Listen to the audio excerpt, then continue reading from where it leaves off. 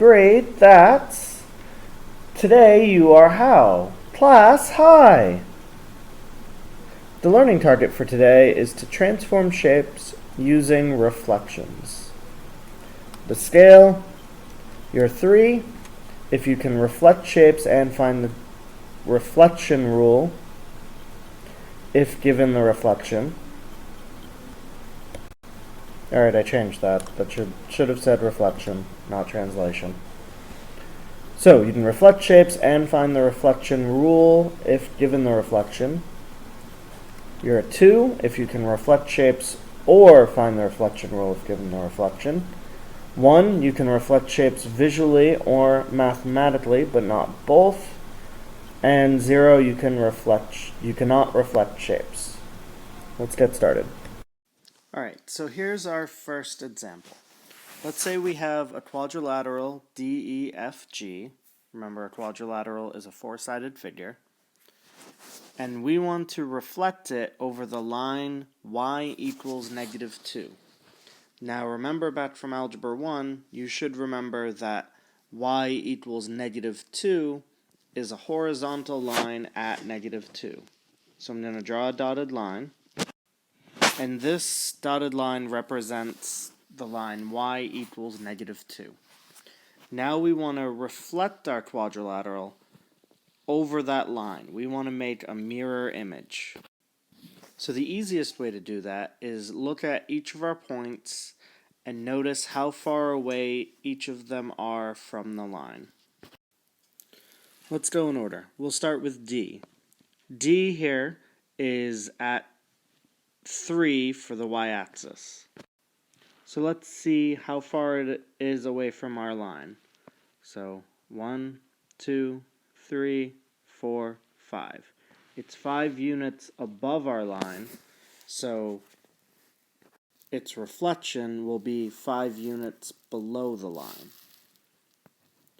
So 1, 2, 3, 4, 5. So we'll put a point right here, and remember this point, since it's the reflection of D, will be called D prime. And now we can do this with the rest of our points. So E, actually you can already tell that it's the same distance away. 1, 2, 3, 4, 5. So it'll be the same distance away below the line. 1, 2, 3, 4, 5. And here we have E prime. Next we look at F, and it's 1 point away.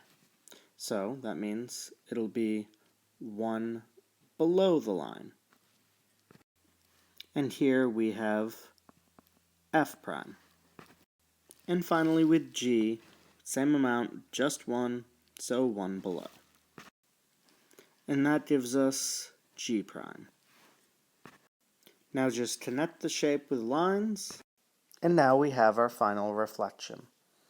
Quadrilateral D prime, E prime, F prime, G prime. And that's pretty much all you have to do with any reflection. But let's look at another one.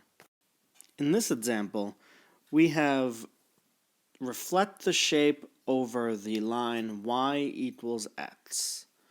So the line y equals x would be a diagonal line that goes through the origin and goes up 1 over 1 all the way through. So let's draw a dotted line to show that. This one will not be so easy to reflect, because now instead of just going in one direction, we'll have to go diagonally to hit the line at the same slope as it goes, up 1 over 1 or down 1 over 1. So first let's look at D. If you look at D and we want to get it to the line as quickly as possible. So let's go in the same slope, just in the negative version. And we see here we have a dotted line that would go down 1 over 1 and hit the line. So it would take down 1 and over 1 to get to the line. So we do the same thing on the other side of the line. And we go down 1 over 1, the negative sloped line, and that will give us our point, D prime. Same thing over here with E, except we'll go up 1 over 1 and hit the point. So we do the same thing on the other side, and that will give us our point, E prime. Now let's look at F. Again, we need a dotted line of the same slope to get to it. However, we have 1, 2, 3, 4 units. That means it has to go to the left 4 and up 4. So then we do the same thing on the other side. Left 4 and up 4. And that will give us our point, F prime.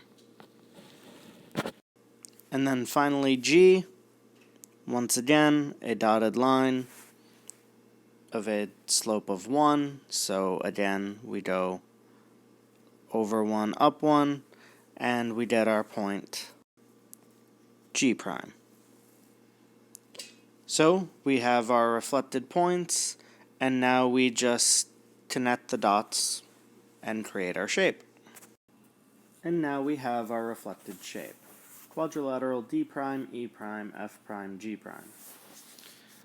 It doesn't look terribly nice because it's on top of the pre-image, but if you look at it closely, you can definitely see that it's definitely reflected, and it's actually rotated 90 degrees as well as translated. It's just a different way to move the object in a different way.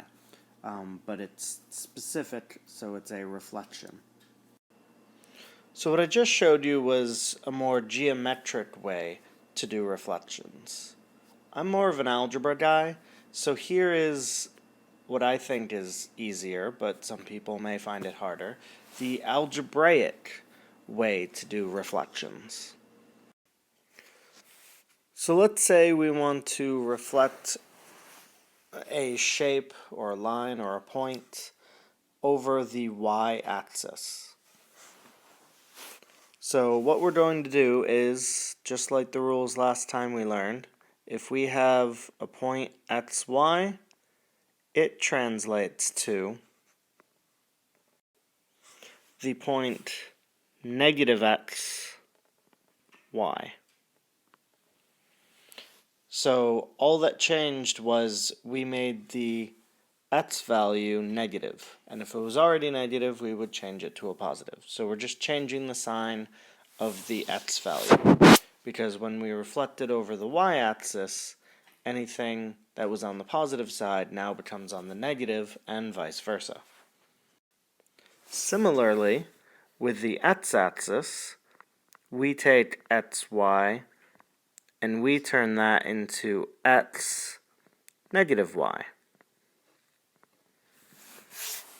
Because that has it, if it's already above the x-axis, that means it's already positive y, and we want to change it to a negative y, and vice versa again. Slightly different with the other two. If we have y equals x, then xy will turn into yx.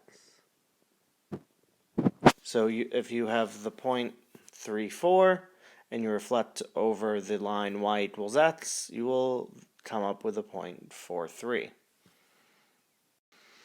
And with y equals negative x, xy turns into negative y, negative x. So not only do we switch the x and the y, but also we turn them both negative. So those are the two different ways that you can do reflections. These only work specifically for y-axis, x-axis, y equals x, and y equals negative x. If you have a different line, you would have to do the geometric method. But pretty much it'll be one of these usually, and you can use either method, but I do expect you to know all of them. Alright, now time for the sponge activity. So, graph the shape made by the following points, E being the point 32, F being the point 5, negative 3, and G being the point 1, 0. And I want you to do 3 different things to that shape. Reflect it over the x-axis, reflect it over the line y equals 3, and reflect it over the line y equals x. And graph each of those reflections. That's it for the lesson. Once again, please make sure to take notes on the entire lesson, attempt the sponge activity, mark where you believe you are on the scale, take a picture of your notes, submit them to your backpack, and have a good night.